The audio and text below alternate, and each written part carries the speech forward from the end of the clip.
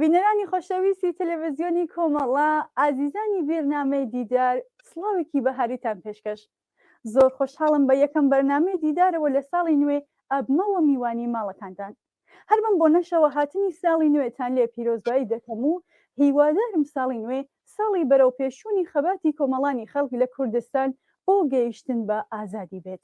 ئازیزان، لە بەرنامەی ئەمڕۆشماندا میوانداری بەڕێز کاکدانا ئەسکەر، شاعر، نووسەر و ڕەخنەگر دەبین و سەبارەت بە قۆناغەکانی نوێبوونەوەی شاری کوردی و ڕەخنە و هەڵسەنگاندن و کاریگەری ئەدەبیاتی گەلانی دراوسێ لەسەر شار و ئەدەبیاتی کوردی چەند پرسیارێکی ئاراستە دەکەین. بەو هیوایە ناوەڕۆکی قسە و باسەکان جێگای سەرنجی ئێوەی خۆشەویست بێت. کاکدانامان لەگەڵا. کاکدانا سڵاوت لێ بێت. زۆر سوپاس بۆ بەشداری لەم دیمانەدا. سڵاو لە ئێوەش زۆر سپاستانەکەم. ساڵی نوێ لە تەواوی خەڵکی کوردستان و پیرۆز بێ، هەروەها جژنی نەورۆز لە ئێوە و لە بینەرانی تەلەڤیزیۆنی کۆمەڵە و تەواوی خەڵکی کوردستان پیرۆز بێ. زۆر سپاس. کاکدانا، با بڕۆینە سەر پرسیارەکان. بە بڕوای بەرێستان، نوێبوونەوە لە بەشی شاری ئەدەبیاتی کوردیدا لە کەیەوە سەری هەڵداوە و ئێوە و قۆناغە چۆن دیاری دەکەن؟ بڵێ دیارە هەر قۆناغێک لە ئەگەر جایکەینەوە لە قۆناغی ئەدەبیاتی یا شعری کوردی، هەر قۆناغێک بە پێگەی خۆی دەکرێت چەند بەکارێک هەبێ بتوانن نوێگەریان تازەگەریان لە ئەدەبیات و بە تایبەتی لە شعری کوردیا کردووە. من لە نووسینێکا باسلەوە ئەەکەم، بەڵام دەکرێت ئێمە لە کلاسیکەوە بتوانین بڵین ئەدەبی کوردی جۆرێک لە تازەگەری یا نوێگەری تێیدا سەری هەڵداوە، یعنی نمونەی ئەوانەی کە لە ئەدەبیاتی کلاسیک زیاتر کاریان کردووە، ئەو نمونانن کە بەردەوام ئێمە شعرەکانیان دەڵینەوە تا ئێستا کە ئێمە لە قۆناغی خەریکە دەڕۆین بەرەو پۆست مۆدێرنە، ئێمە هێشتا شعرەکانی ئەوان دەڵینەوە، ینی لەوانەیە مەحویە، نالی، سالمە. بێگومان ئەگەر دەکرێت زیاتر قوڵتر بڕۆین دەکرێت باس لە سەردەمی بابەتایی هەمەدانیشەوە یانی بین. بەڵام زیاتر ئەوەی کە گرنگی پێدراوە لە جۆری تەکنیک و فۆرم لە ئەدەبی کوردیا زیاتر دەکرێت بڵێن لە کۆتایی پەنجاکانەوە. مەسەڵەن لە کۆتایی پەنجاکانەوە لە بەشێکی زۆری وڵاتانی عەرەبی، لە مصر، لە سووریا، لە لوبنان، لە عێراق و هەروەها لە کوردستان لای خۆشمان و بێگومان لە ڕۆژهەڵاتی کوردستانش، مەسەڵەن بۆ نمونە لە سەردەمی سواری عەلیخانی زادە و هەروەها لە فاتح شێخ الئیسلام، کە ئەمانە دوو بکەری زۆر دیار بوون لە ئەدەبیاتی ڕۆژهەڵات. ینی سوارە لە زۆر شوێنە، سواری عەلیخانی زادە زۆر شوێنە زۆر بەجددی باس لە فاتح شێخ الئیسلامەکە، بەڵام بەداخەوەی ترەوە پیاوە دوجار دەچێتە بواری سیاسەتەوە واز لە ئەدەبیات دێنێ. ئەمانە هەمووی کاریگەری لە نستی ئێمە دروست کردووە. یعنی ئەگەر ئەدەبی کوردی تەصنیف بکەینە سەر چەند قۆناغێک، دەکرێت ئێمە بە تایبەتی لە باشوور زۆر جار تەصنیفمان کردووەتە سەر 4 قۆناغ. قۆناغی یەکەم لە سەردەمی جەنگی جیهانی یەکەمەوە کە ئەو قۆناغە کۆمەڵێک بکەری ئەکتیڤی تێدا دروستە بێت، لەوانە ئەحمەد بەگی مختار جافە، جەمیل سائبە، فایق بێکەس. ئەمانە هەمووی دەرچووی مزگەوت و تەکیە و خانەقاکانن. ینی ئەم بکەرانە ئەم کەساتە چالاکانە دێن فۆرمێک لە ئەدەبی کوردی بە خەڵک ئەناسێنن کە پێی دەوترێ جۆرێک لە ئەدەبی مژدەبەخشین. دوای ئەمان چلەکان لە سەردەمی جەنگی دووەمی جیهانی، لە سەردەمی جەمیل سائب و ئیبراهیم ئەحمەد، حزبی کوردی دروستە بێ. یعنی کە حزبی کوردی دروستە بێ، ئەو بکەرانی کە لە ناو ئەدەبیاتی کوردین، مەسەلەن ئەدەب بە تایبەتی شعر شوێنەکەی گوازرێتەوە. مەسەلەن حزب لە جیاتی کۆمەلگا بڕیارەدا، حزب لە جیاتی شعر بڕیارەدا، ئەدەبی وردە لێرەوە جاری چکە ئەدەب پێگەی خۆی لە دەست دەدات،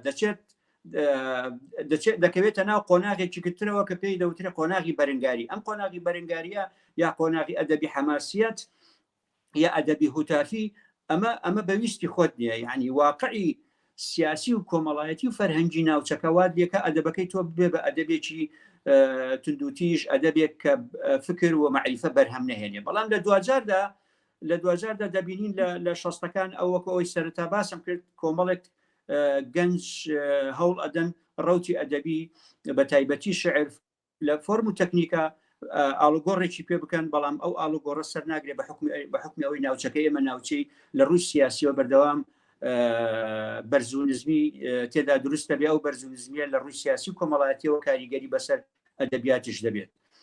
بۆ نمونە لە هەشتاکان تاریچکە مەسەلەن شێکۆبێکەس و گروپی ڕوانگە شعری حەماسی دەڵێنەوە، یعنی ئەمانە هەمووی کاریگەری نەگەتیڤەیە. مەسەلەن ئەگەر تۆ بێ باس لە ئەدەبی کوردی و مقارنەیەک لە نێوان ئەدەبی کوردی و ئەدەبی جیهانی بکەین، بۆ ئەدەبی زۆر جار ئێمە ئەڵێن ئەدەبی کوردی بۆ نابێتە ئەدەبێکی دنیایی یا ئەدەبێکی جیهانی. یعنی ئەدەبی جیهانی لەسەر دوو پایەوە ساوە. یەکەم زمان کە تۆ چۆن زمانی کوردی بگەینی بە دنیا، چۆن ئەدەبی کوردی بگەینی بە دنیا. دووەمیان حاڵەتی دووەم یا پای دووەم ئەوەیە کە مەسەلەن تەکنیک فۆرم و تەکنیکی ئێمە لە ڕووی تەکنیک و فۆرم و ئێمە ناتوانین ببین بە ئەدەبێکی دنیایی، چونکە هەم دابوونەریتمان هەم ڕوانگە دید و ڕوانگەمان بۆ دنیاش وەکو دید و ڕوانگەی کەسێکی ئەوروپی یا کەسێکی ئەمریکی نییە. مەسەن بۆ نمونە لە یەکێک لە کۆڵینەوەکانە دکتۆر ئەحمەدی مەلا باس لە دێت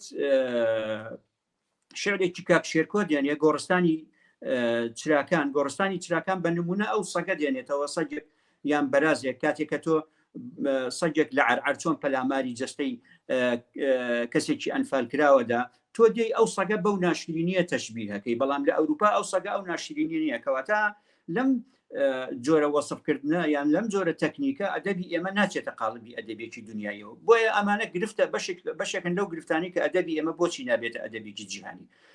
ئەوەی کە هەیە لە دوای نەوەتیەکەوە کۆمەڵێک گەنج پەیدا بوون. ئەم کۆمەڵە گەنجە دەیانەوێ ئەدەبی ئێمە بە فۆرمێکی تر، واتە دیدێکی ڕەخنەگرانەوە، دیدێکی فەلسەفیانە لە ناو خیتابی شعری کوردیە هەبێ و ئێستا خەریکە وردە وردە ئەدەبی کوردی دەچێتە ئەو چوارچێوەی کە ئەدەبێکی تەنها ئەدەبێک نەبێت لە پێگە ڕۆمانسیەکە و لە پێگە ریالیستیەکەی کە لە قۆناغی پێشەیە. بە پێچەوانەوە ئێستا لە دوای ناتوانین بڵین لە دوای ڕاپەڕینەوە، چونکە بەڕاستی لە دوای ڕاپەڕینەوە جۆرێک لە تەیارێک دروست بوو لە بەتایبەتی لە باشوور ڕێک کۆپی فرۆغی فرۆغزاد و سوهرابی سوبحەری فارسەکان بوو ئەهاتن ئیستیرادیانە کرد بۆ ئەمدی و ئەمە خاڵێکی زۆر خراپ. کا گۆران کام شاعیر ڕەچەشکێن بووە و گەورەترین کاریگەری لەسەر گۆڕانکاریەکان هەبووە؟ گۆران، شێخ نووری، شێخ ساڵح، سوارە یان کەسانی تر؟ هەموو یەکێ لەم شاعیرانە بۆ قۆناغی خۆی ڕچەشکێن بووە. مەسەلەن من سەرەتا باسی یعنی تۆ ئەگە لە چلەکان بیتە سەر قۆناغی چلەکان گۆران هەیە. گۆران دەڵێن گۆرانی چێکە لەو شاعیر ڕچەشکێنانەیە لەو شاعیرانەیە کە دەکرێ بڵێن ئەدەبی کوردی وا ناسراوە لە باشوور کە ئەدەبی کوردی تازە کراوەتەوە. بەڵام لە واقع ئەگەر تۆ بێی سەیری ئەو قۆناغەکەیت، شێخ نووری شێخ ساڵح هەیە، کامەران موکری هەیە، لێرەیە گرفت دروستە بێت. یعنی مارکسیستەکان شەڕی فکری نێوان مارکسیستەکان و نەتەوە پەرستەکان یان ناسیۆنالیستەکان دەڵێن و کامەران موکری شاعیرێکی لێ هاتووی نەتەوەییە. بە پێچەوانەوە مارکسیستەکان دەڵێن گۆران شاعیرێکی نەتەوەییە. یعنی لەم نێوەندەدا شێخ نووری شێخ ساڵح کە یەکێکە لە شاعیر زۆر بەتوانەکان دەبێتە قوربانی سراعی فکری نێوان دوو ئایدۆلۆژیە. ئەمە بۆ قۆناغی چلەکان. لە قۆناغی شەستەکانە مەسەلەن لە ڕۆژهەڵات سوارە ناوێکی زۆر گەورەیە لە دنیای ئەدەبیاتی کوردیە. فاتح شێخ الئیسلام یەکێک بوو لەو ناوە گەورانە. عەلی حوسێنیان یەکێکی تر بوو، یەکێک لەو ناوە گەورانە بوو کە ئەمانە سێکوچکەیەک بوون لە ڕۆژهەڵات ئەدەبی کوردیان گەیاندبۆ لووتکە. یعنی بۆیە دەڵێم هەر یەک لەم ناوانە بۆ قۆناغی خۆی جۆرێک لە ڕچەشکێنی تێدا بوو.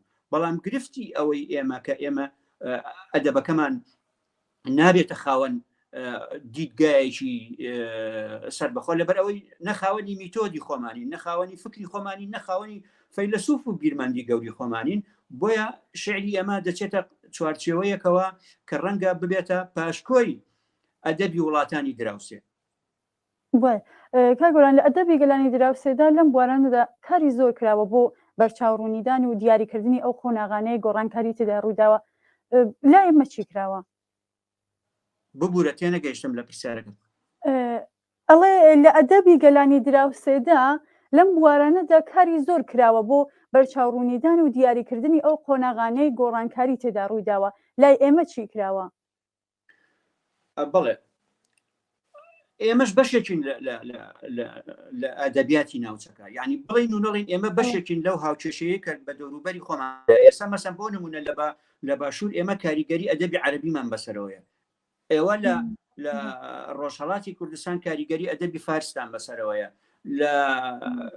لە ڕۆژئاوا عینەن عەرەبە، یعنی ئەمانە هەمووی تێکەڵەیەکن جۆرێک لە پێشکەوتنی بەخۆی و بینی و ئەدەبی ئێمە، یعنی تۆ سەیری ئەدەبی ئێمە کە ئەدەب بە چەند قۆناغی کاتێ دەپەڕێت، قۆناغی کلاسیک، قۆناغی ڕۆمانتیک، قۆناغی ریالیست، دوای قۆناغی تازەگەری یا پاش تازەگەریش، یعنی هەموو ئەمانە ئەم فۆرمە لە ئەم دیدگا لە ئەدەبی ئەم قۆناغانە ئێمەش بەشێکین لەوە، کەواتە کورد هێشتا ئەو گەلە نییە بتوانین بڵێن لە ئەدەبی دنیا دابڕابێ یا لە ئەدەبی ناوچەکە یا دابڕابێ، هەموو یەکێ لەو بکەرانی کە ئەو قۆناغەیە بوونە توانیویانە تەکانێک بە ئەدەبی کوردی بڵێن، ئەوەی کە گرفتە بۆ ئێمە نەمانتوانی و ئەدەبی خۆمان بگەینی بە دراوسەکان، مەسەن بۆ نمونە بۆ نمونە لە تاران لە مانگێکە 40 بۆ 50 کتێب لە یەک مانگە تەرجەمە ئەکرێتە سەر زمانی فارسی، بەڵام یان لە عەرەبیەوە یان لە ئەڵمانیەوە بۆ عەرەبی، یعنی ئەمانە کاریگەری ئیجابیان هەیە، ڕەنگە بۆ بەشێک لەو نووسەرە کوردانەی کە بتوانن مەسەڵەن فارسی زانی باشن یا عەرەبی زانی باشن، بەڵام بە شکڵێکی عام ئەو کاریگەری نابێ بەسەر ئەدەبی کوردی. بەڵێ ئاڵوگۆڕێکی لە شاری ئەدەبیاتی کوردیدا ڕوویداوە تا چەند لەژێر کاریگەری ئەو گۆڕانکاریەدا بووە کە لە ئەدەبیاتی نەتەوەکانی دراوسێدا هاتوۆتە ئاراوە.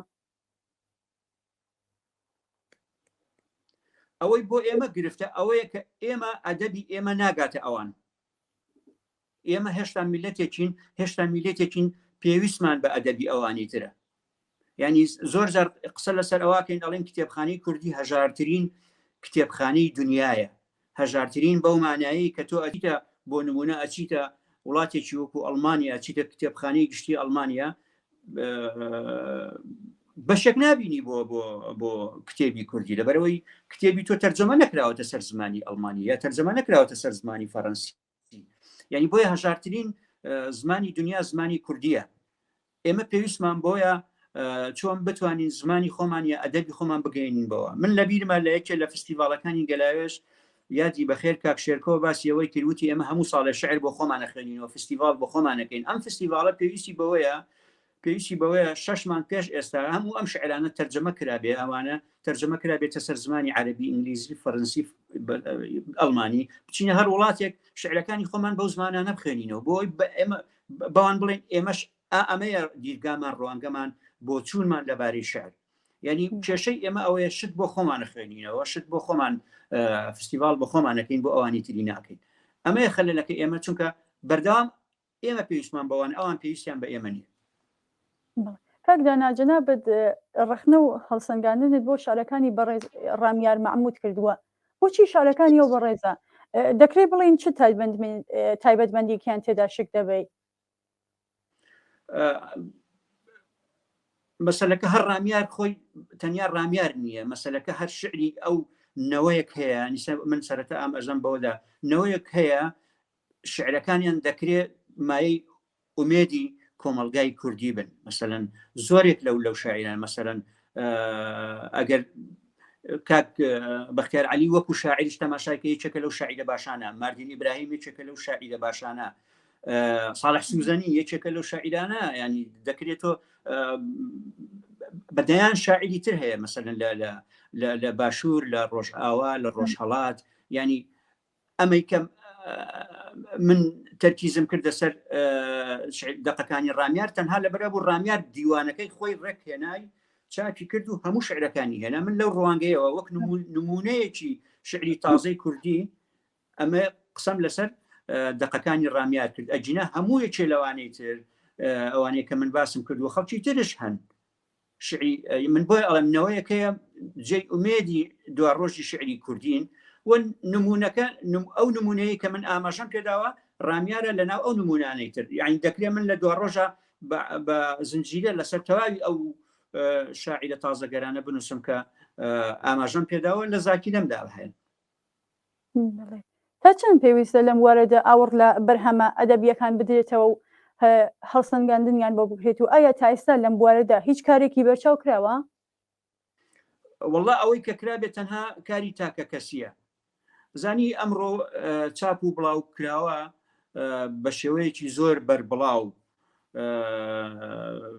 فەزایەکی تایبەتی ئەدەبی و بوارەکانی تری ژیانی ئێمەی داگیر کردووە کە ئێمە ناکرێ هەموو دقێک دەرچێ و قسەی لەسەر بکەین هەموو دقێک دەرچێ و هەڵی سنگێنین هەر کەس ئەمڕۆ چونکە بەڕاستی ئەمە ئەکادیمەیەکی ڕخنەیمان هەیە و نە لە زانکۆ ئەوەندە گرنگی بە ڕخنەی ئەدەبی ئەدرێ بۆیە دەبینی ئەو هاوڵانەی کە هەموو هەیە ئەو هەوڵانە هەمووی تاکە کەسین بەڕاستی ینی ئەو هەوڵە تاکە کەسیەش ناچێتە قاڵبی ئەوەی کە تۆ وەکو ئومێد بەخشێک بێ بۆ دوا ڕۆژی ڕخنەی کوردی ینی ڕخنەی کوردی هەر لە سەرەتاوە کە هاتووە بە شێوازێکی زۆر بگورە مەترسیدار هاتووە مەسەن بۆ نمونە لە قۆناغی ئەدەبی خوتافیا ڕخنەکرد زاتی ئەوەی ناکرد دەست بۆ ڕخنە ببات چونکە هەموو دقەکان دقی نیشتیمانی بوون دقی حماسی بوون داکۆچیکردن بوو لە خەباتی ڕەوای گەلێک کە تۆ ڕخنت لەو دقانە بگرتایە ئەچووە قاڵبی خیانەتەوە تەخوینکردنەوە بۆیە ئەمە دیوێکی تری ئەدەبی ڕخنەی ئەدەبی کوردی بەداخەوە دیسان لە هەفتاکان ئەمەندەی تەرکیز لەسەر نووسەر کرا ئەوەندە تەرکیز لەسەر دقەکە ناک کاکدانە بابینە سەر بەرهەمەکانی خۆتان هەرچەند لە پێشەکیە ئێشارەم پێکرد بەڵام پێم خۆشە خۆتان بڵێن دانا ئەسکەر کێ و تا ئێستا چی کردووە؟ بەڵێ وەڵام من دانا ئەسکەرم خەڵکی کەرکووکم دەکرێت بڵێم 25 بۆ 30 ساڵە لە بوارەکانی ئەدەب کارەکەم چەندین نامیلکە شعریم هەیە و چەندین کتێبی ڕخنە و لێکۆڵینەوەی ئەدەبیم هەیە و سێ کتێبی سێ ڕۆمانم وەرگێڕاوە لە زمانەکانی عەرەبیەوە و ئیسەر ڕۆمانێکی ترم لە چاپە ڕەنگە بۆ ماوەی مانگێشیکە ئەویش بگەڕێتەوە بێتە چاپ ینی زیاتر من پسپۆرەکەم لە بواری ڕخنەی ئەدەبیە نزیکەی 4 بۆ 5 کتێبی ڕخنەی ئەدەبیم هەیە و باقیەکانی تری مەسەلەن وەرگێڕانی ڕۆمانە و چەند نامیلکەیەکی شعریشە. بەڵێ ئەتوانن ئێشارە بە کتێبەکانتان بکەن ئەگەر ناوەکانیان لە خاترتان ببێنێت؟ واللهی ناوەکانیان ئەوانەی کە ئەمە ببورن کە لە شوێنەکە خۆم هەڵدەستم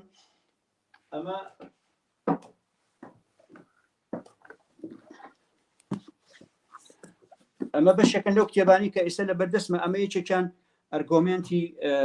ئەرگۆمنتی دژەکانە ئەمە ڕخنە و لێکۆڵینەوەی ئەدەبیە ئیتر زیاتر لە نزیکەی 300-400 لاپەڕەیە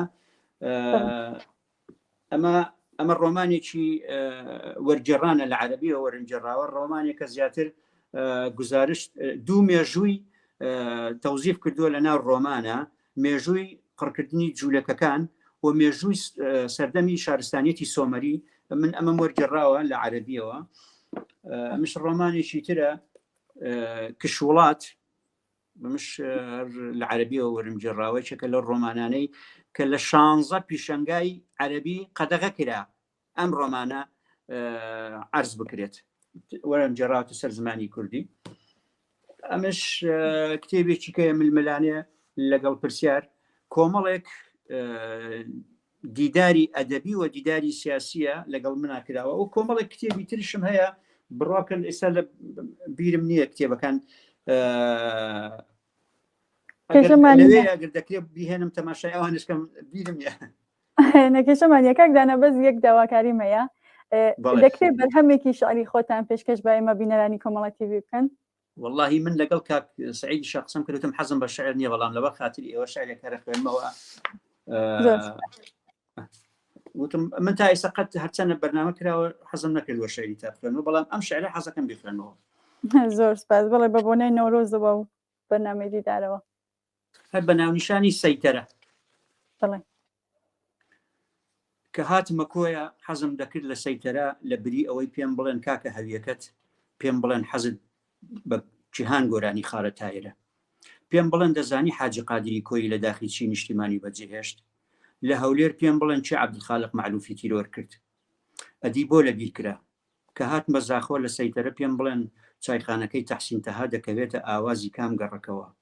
لە سلێمانی پێم بڵێن چێ دڵی مەولانە خالیدی شکاند، چێ کامەران مکری و گۆرانی بە گژیەکدا کرد. کە هاتمە هەڵەبجە پێم بڵێن بۆچی لێرە خەڵک لە فڕینی کۆتریش دەترسن. لە دهۆک پێم بڵێن چەند ساڵە عەبدولڕەقیب یوسف نەگەڕاوەتەوە بۆ ئێرە. لە سنە پێم بێژن دەتوانی لە ئاوێرەوە هادی زیا ئەدینی ببینی، دەتوانی مەستورەی ئەردەڵانی بخەیتە ڕستەیەکی مێژوویەوە بە مەرجێک دڵی کەس نەڕەنجێنێ. ئەدی بۆ لە ئەدەبیاتی کوردیدا کەس سواری ئیلیخانی زادە ناخاتە نێو جوملەی عاشقانەوە. کە هاتمە مەهاباد لە سەیتەرە پێم بڵێن دەزانی سولەیمانی موعینی دەکەوێتە چۆی ماجەڕەکانی شۆڕشەوە. ئەو نامەیە کە ناردی بۆ پشتگوێخرا کە گەڕامەوە بۆ کەرکووک لە سەیتەرە دەڵێم سەبرێک بکەن هەویەکەی ئازاد سوبحیم لە بێچوو، دەچم لە دار پرتەقاڵی باخچەکەیان بۆن و بەرامەی عەشقتان بۆ دەکەمەوە، حکایەتی کەوتنی ئینتیماتان بۆ دەجەرمەوە، تەنیایی نێو ژوورێکی سارد و سڕتان بۆ دەهێنم، چەند غەمگین لە ژوور سەری سوبحی ڕاکشاوە. تکایە ئیتر لە بری ئەوەی داوای هەویەمان لێ بکەن، پرسیاری قودسیەتی تەختەی شانۆ و ڕێچکە فەنتازیەکانی هونەر و ڕۆشنبیری گشتیمان لێ بکەن. پێمان بڵێن لە ناو پاس بەبێ کتێب هاتوچۆ قەدەغەیە، لە بری گیرفان عەقڵمان بپشکنن، بە مەرجێک ئەوانەی لە سەیتەرە دەبن عاقڵتر لەگەڵ کتێب و ڕۆشنبیری گشتیدا دۆستایەتی بکەن. زۆر سپاس بۆ ئێوەش. کاک دانەوەند پرسیارێکم نییە، ئەگەر خۆتان شتێک بە پێویستی دەزانن کە ئاماژەی پێ بدەن فەرمووی. وەڵام من زۆر سوپاستانەکەم، سوپاسی تەلەڤیزیۆنی کۆمەڵە دەکەم کە گرنگی بە بواری ئەدەبەدا. بەڕاستی زۆر کەمن ئەمڕۆ ئەو تەلەڤیزیۆن و کەناڵ و میدیا کوردیانی کە گرنگی بە بواری ئەدەبەدەن، بە تایبەتی ڕخنەی ئەدەبی کە دەکرێ ئاوڕی جددی لێ بدەرێتەوە، چونکە بەڕاستی پێشکەوتنی کۆمەلگا بە سیاست ناکرێت، بە ئەدەب و ڕۆشنبیری گشتیەکرێ. بۆی دووبارە دەستخۆشتان لێ یەکەم و سەرکەوتوو بن. زۆر سپاس بە بەشداریتان. زۆر سپاس بۆ ئێوەش. زۆر سپاس. بەڵێ ئازیزانی خۆشەویستان، بەم جۆرە گەیشتنە کۆتایی بەرنامەی ئەم ڕۆژمان بۆ هیوایەی ناوەڕۆکی باسەکان جێگای سەرنجی ئێوەی ئازیز بووبێتن تا بەگەیشتنەوەمان لە بەرنامێکی تردا ماڵەوە.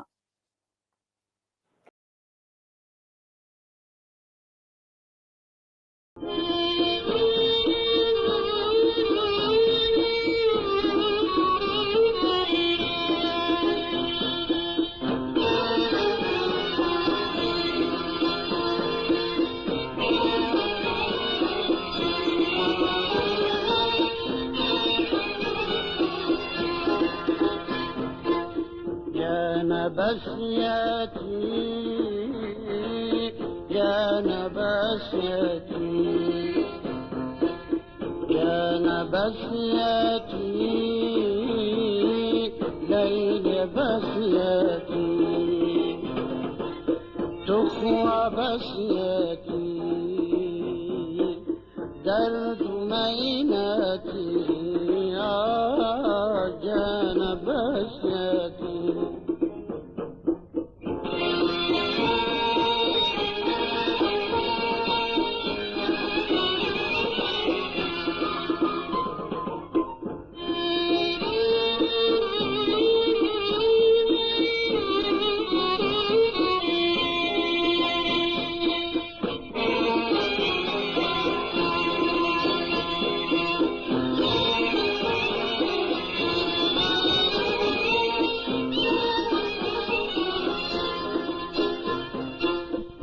هند أبي توش نقبتي هند أبي ليلي توش نقبتي قنية تنهى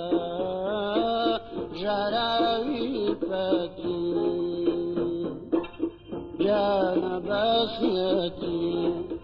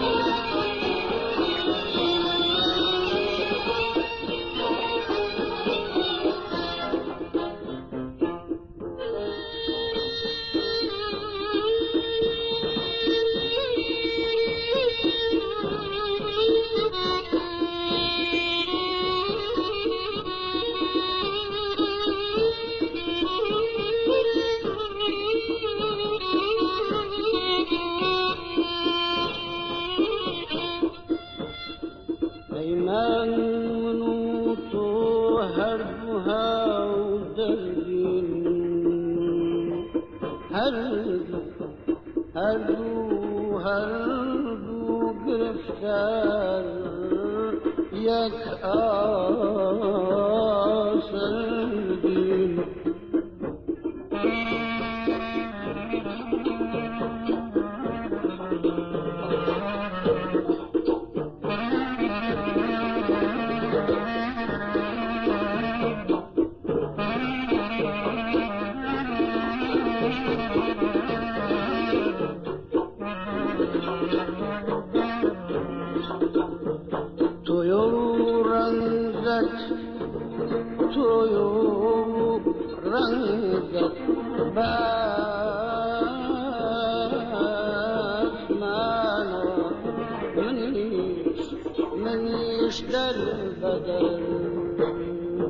منیش در بدر بشرانو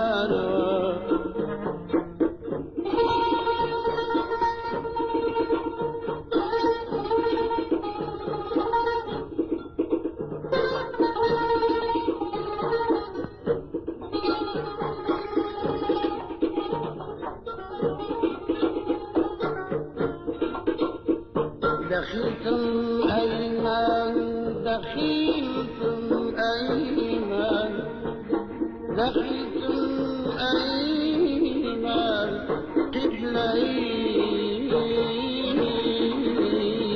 دارا درمان درماني درماني دردي دعي مارا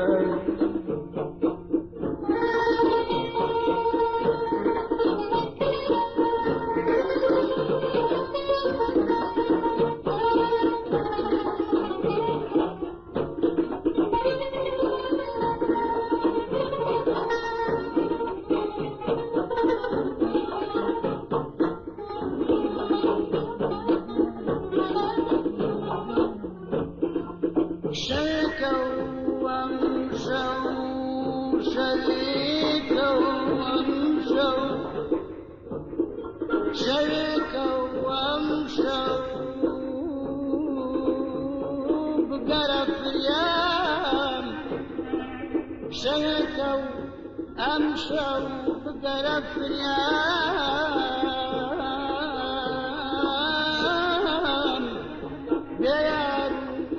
بياروا وعودا معدوا تنهى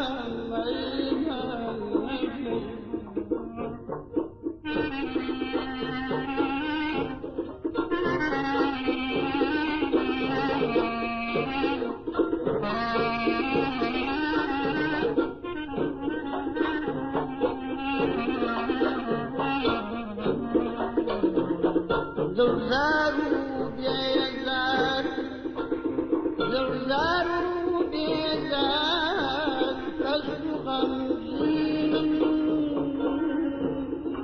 زلزاروا بيزار فسق غمزين خير غمزين جيرو ديدان جيرو ديدان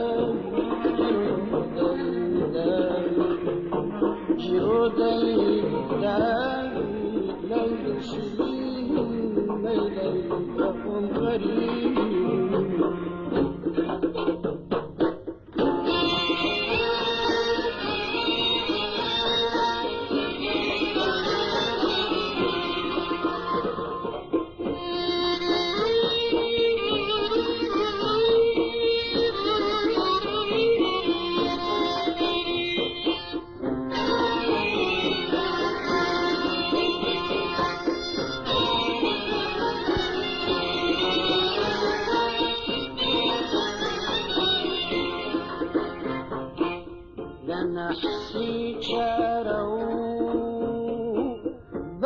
بخشي قمراهم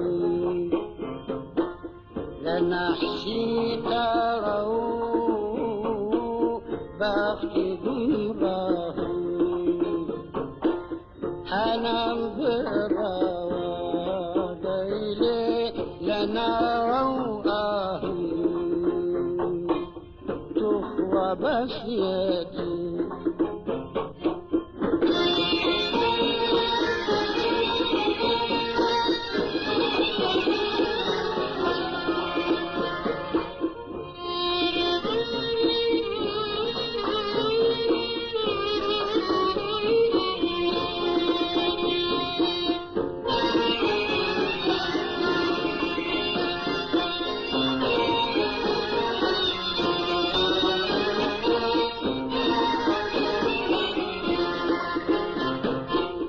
أجل قلبي جير كلا جرقم أجل قلبي جير كلا جرقم نشانم آدا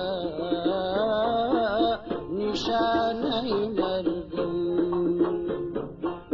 تخوى بسيتي